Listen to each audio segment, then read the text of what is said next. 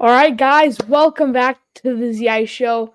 What I do here is I teach kids and adults how to become entrepreneurs, and I have guests on. And today I have guest Mark Haloossim. How are you doing, Mark?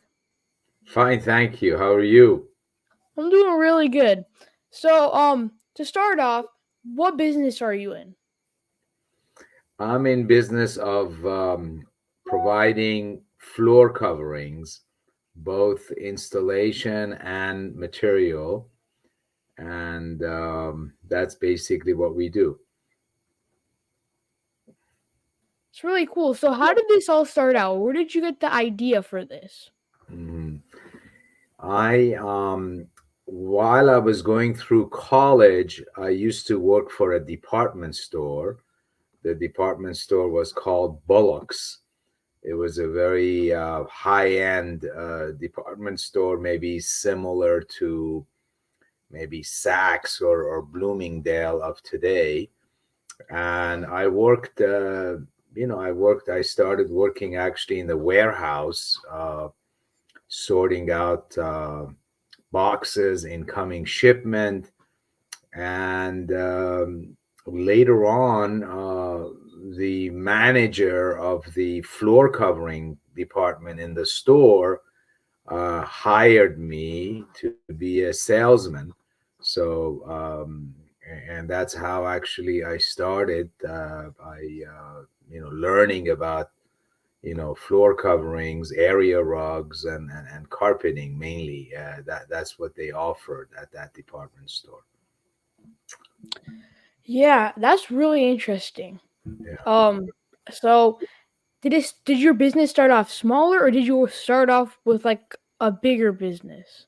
No, my actually my just so you know, my background, I studied engineering, so my whole idea was to go to become an engineer. I've never really imagined myself owning a business.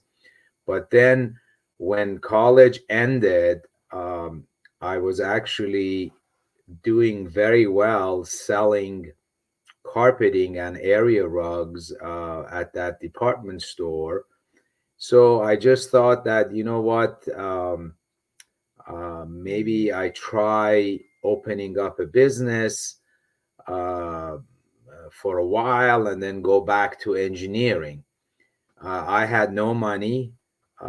My Basically, I started my business with a $10,000 borrowed money, and it was extremely small. I was the only person that actually worked in the store for quite some time.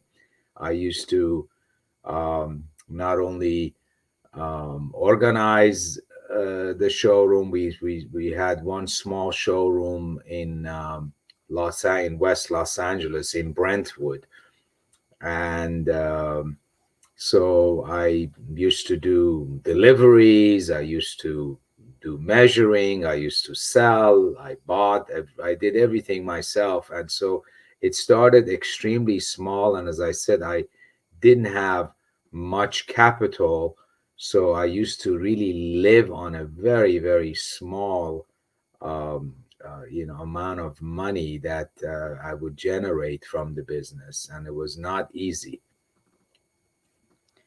Yeah. So when you were starting out and when you had the idea for this, was there something or somebody that motivated you to keep doing what you do or to start that business?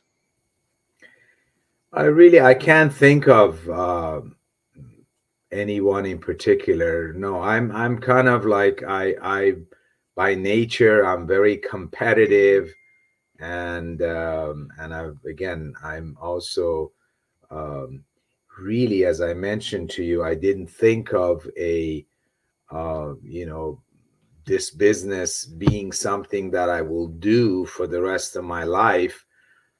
And at the time I wasn't, I was single. I didn't have a family, even though I had expenses, but it was not tremendous. So and I was very, at the beginning, It was extremely hard. I used to work like 7 days a week. I used to get up like at 5:30, 6 o'clock, in the morning, and I would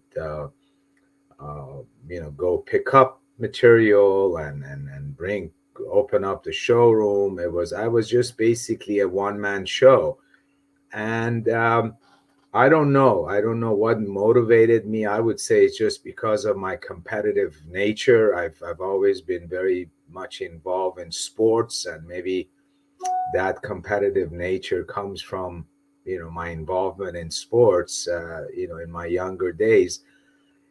So little by little, and again, I kind of it wasn't easy. It was very difficult. But then it kind of became a challenge, for me to make this business successful.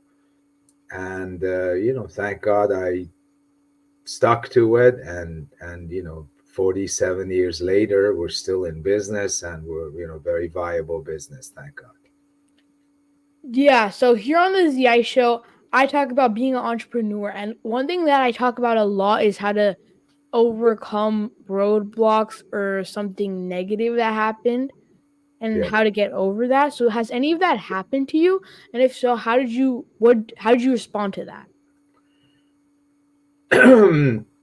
Yeah, I mean, I've had lack of capital was a a um big issue for me. I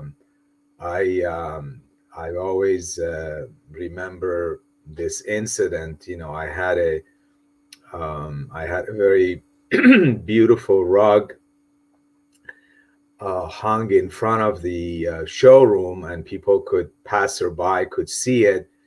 I was sitting inside, and there were a couple outside the store, and the lady says, "Oh, this is such a beautiful rug. Let me go and let's go and see it, and let's see how much it is." And the husband says, "Listen, uh, the way I see this business, the small business he is, um, let's not rush. He's going to go out of business soon, and we could buy this rug for half the price." And when I heard that, that was for me. It was very kind of like sad, and it was kind of um, a hopeless statement that I heard. But then I did go through that sadness, but at the same time, it made me stronger, and I made it. I was determined to actually prove them wrong. But as far as the ingredient of what it takes, it's really number one. You've got to, you have to want to be successful. That's number one. I find out a lot of people, even though they say they want to be successful, but they really deep inside they don't have that fire in them. So you've got to make sure that you want it. And number two is the really it's hard work. It's not magic. It's not as you just have to work hard. And for me, I would say it was mostly hard work. But sometimes there are other people that are lucky. They run into someone that changes their lives, or sometimes they someone comes along in their lives that maybe mentors them, or gives them help. And that's what helps them. In my situation, I would say at the beginning I was mostly alone. I really didn't have much you know people to help me, or no mentor to speak up.